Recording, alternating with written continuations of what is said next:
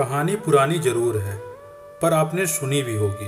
पर कई बार कहानी की शिक्षा इतनी महत्वपूर्ण होती है कि उसे बार बार सुनना जरूरी हो जाता है, ताकि हम सतर्क हो सकें, बार बार अपने जीवन में झांक सकें, कहीं हम भी तो ऐसा नहीं कर रहे हैं।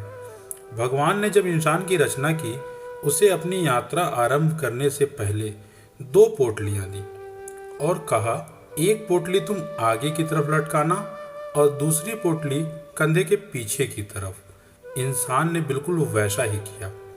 फिर भगवान ने कहा, ध्यान से सुनो, तुम्हारी नज़र सिर्फ और सिर्फ आगे वाली पोटली पर होनी चाहिए, पीछे वाली पे नहीं। इंसान हामी भर के वहां से चला गया।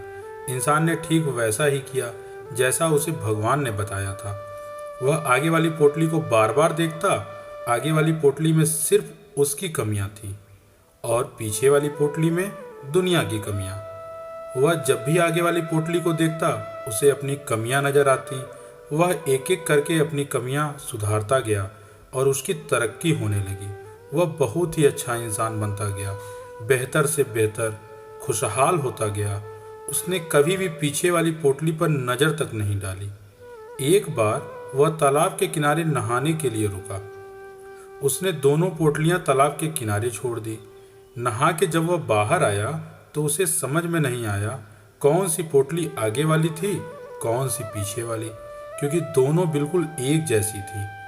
अब गड़बड़ यह हुई कि उसने पीछे वाली पोटली आगे टांग ली और आगे वाले को पीछे। अब उसे पूरी दुनिया में कमियां ही कमियां नजर आने लगी। यह ठीक नहीं है, वह ठीक नहीं है, बच्चे निकम्मे हैं, पड़ोसी बेकार हैं, सरकार बेकार है, जहां देखो वहां कमियां।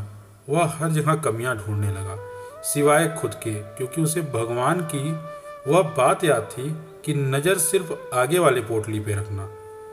अब बेचारे का बहुत बुरा परिणाम होने लगा। वह पतन की तरफ बढ़ने लगा। नकारात्मकता ने उसे घेर लिया।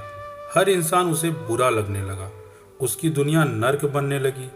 अब उसे समझ नहीं आ रहा था कि आखिर चक्कर क्या है।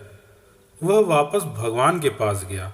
भगवान ने उसे समझाया कि जब तक तेरी नज़र खुद के कमियों पर थी, तू तरक्की कर रहा था, क्योंकि तू खुद को सुधार रहा था।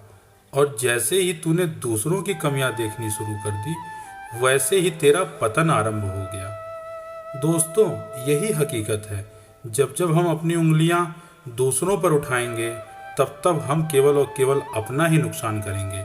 हम किसी को भी नहीं सुधार सकते। आध्यात्मिकता की नज़र से देखें तो हर कोई अपनी यात्रा पर है। हम खुद की कमियां सुधार लें, खुद को बेहतर बना लें, रोज खुद को पिछले दिन से बेहतर बना लें, यही जरूरी है। किसी ने क्या खूब कहा है, झांक रहे हैं इधर उधर सब, अपने अंदर झांके कौन, ढूंढ रहे हैं दुनिया में कमियां, अपने मन को ताके कौन। दुनिया सुधरे सब चिल्लाते, खुद को आज सुधारे कौन, पर उपदेश कुशल भो तेरे, खुद पर आज विचारे कौन। हम सुधरेंगे तो जग सुधरेगा, यह सीधी बात विचारे कौन। फिर मिलेंगे दोस्तों अगली कहानी के साथ। तब तक के लिए अपना ध्यान रखना और हमेशा खुश रहना। हर हर महादेव।